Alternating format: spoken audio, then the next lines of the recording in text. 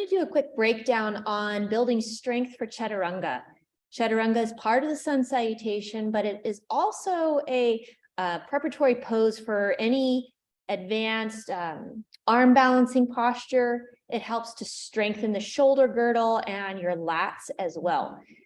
So in order to do Chaturanga and build up the capacity for that, we have to look at arm placement as well as ways of moving from plank to Chaturanga that will help build the capacity to do it properly and safely. The first thing is your hand placement. So when we're moving into Chaturanga, we begin from plank pose. Plank pose is like a push-up posture. You'll have your hands out, shoulder width or wider. Shoulder width or wider.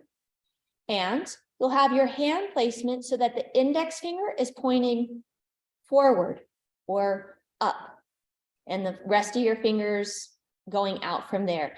So we want this slight rotation. You can see that the square of my palm is slightly externally rotated. The index finger is pointing directly upward. What this does is it externally rotates the shoulder so that the shoulder joint is right in the socket, and it protects it. It allows it to be stable and strong as you're moving through any inversion, any arm balance, down dog, plank, or Chaturanga. This will help to protect your shoulder joint and engage your lats. So that's the arm placement. Now I'll go through plank, modified plank to Chaturanga, and how to build the strength and capacity for that.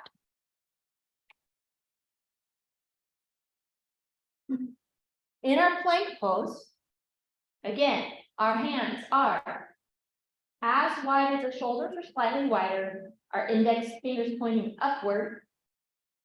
To externally rotate the shoulder and put it right in the socket. From there, lift the knees and press your heels back. The heels, you want to be pressing further back than the toes. That fires up your legs and the core.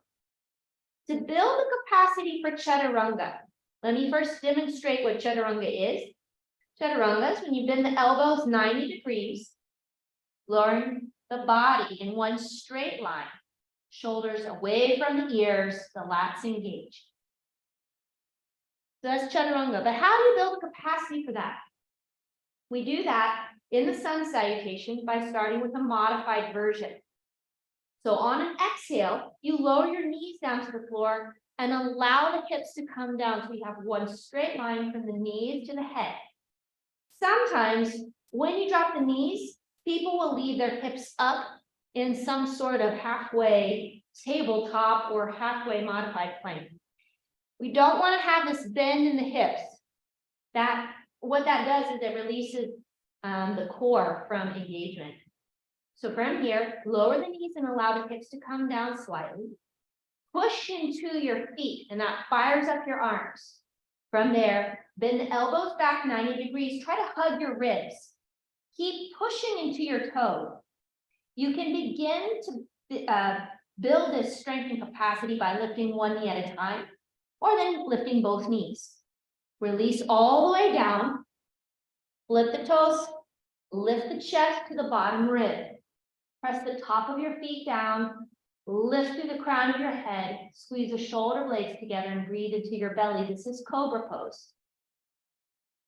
On an exhale, round through your hands.